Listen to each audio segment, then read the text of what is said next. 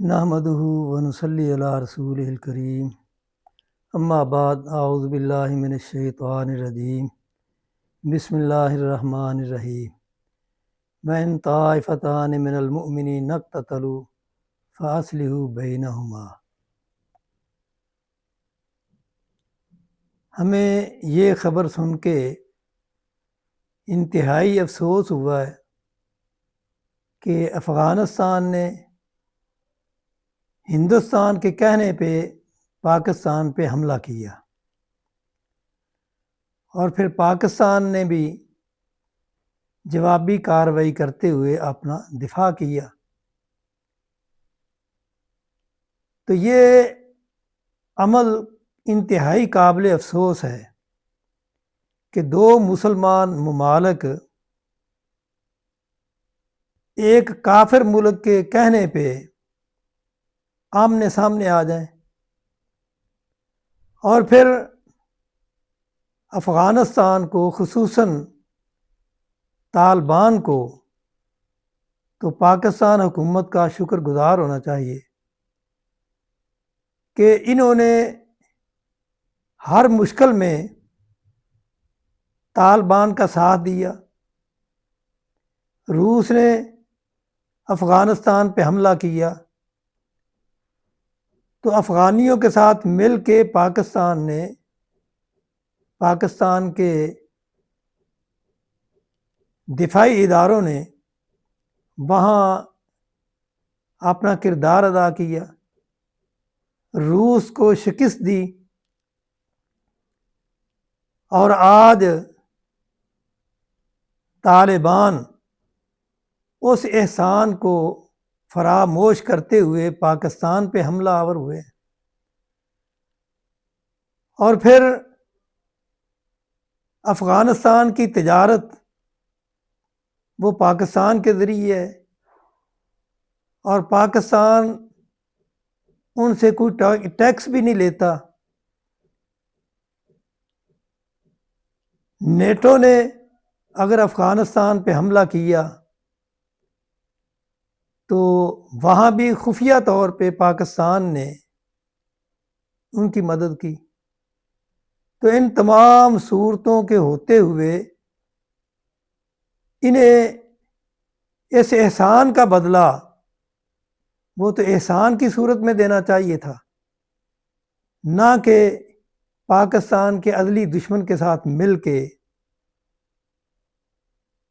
پاکستان کی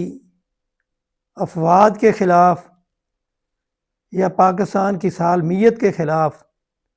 وہ کوئی اقدام کریں۔ یہ انتہائی افسوسناک معاملہ ہے اور ہم یہ چاہتے ہیں کہ ان دونوں مسلمان ملکوں میں مفاہمت ہونی چاہیے اور یہ بیٹھ کے مذاکرات کے ذریعے اپنے مسائل کو حل کریں اور ایک دوسرے سے قربت کو قائم کریں، نہ کہ ایک دوسرے کی مخالفت کریں۔ اور پھر میں دینی جماعتوں سے بھی یہ التماس کرتا ہوں، خصوصاً مولانا فضل الرحمان یا مولانا سمیع الحق کے خاندان، ان کا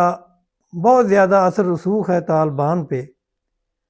تو یہ بیٹھ کے ان کے مذاکرات کروائیں پاکستانی دفاعی اداروں کے ساتھ، پاکستان حکومت کے ساتھ۔ یہ معاملہ سنگین نہیں ہونا چاہیے کیونکہ اس میں مسلم امہ کی کمزوری ہے۔ جس طرح پاکستان نے ہر معاملے میں افغانستان کا ساتھ دیا ہے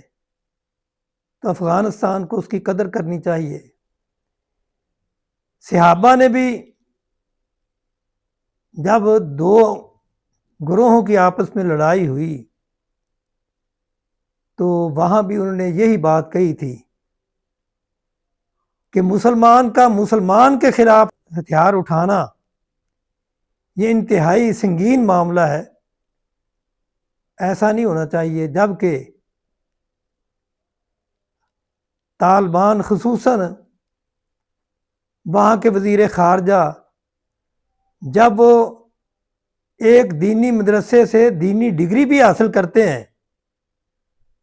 تو ہم ان سے یہ سوال کرتے ہیں کیا دین ہمیں اس بات کی اجازت دیتا ہے کہ ایک مسلمان دوسرے مسلمان پہ حملہ آور ہو، ایک مسلمان دوسرے مسلمان کا خون بہائے؟ یہ اخلاقی طور پہ بھی اور دینی اور شرعی طور پہ بھی یہ چیز انتہائی بری ہے، اور دونوں ملکوں کو تحمل سے کام لینا چاہیے اور کسی صورت بھی کافر ملک کی تقویت کا باعث نہیں بننا چاہیے۔ اللہ تعالیٰ دونوں ملکوں کو سمجھنے کی توفیق عطا فرمائے اور آپس میں مل بیٹھ کے جو اختلافی معاملات ہیں ان کو حل کرنا چاہیے۔ اللہ تعالیٰ سے ہم دعا کرتے ہیں کہ اللہ تعالیٰ یہ جو ایک دوسرے کے خلاف اٹھے ہیں اس معاملے کو اللہ تعالیٰ حل کروائے اور ان کے دلوں میں یہ چیز بٹھائے کہ مسلمان کو مسلمان سے لڑنا یہ کسی طرح بھی زیب نہیں دیتا۔ اللہ تعالیٰ افغان حکومت کو، طالبان حکومت کو، جو کہ دین کا بھی یا اسلام کا دعویٰ بھی کرتے ہیں اور انہوں نے اسلامی حدود کو نافذ بھی کیا ہے،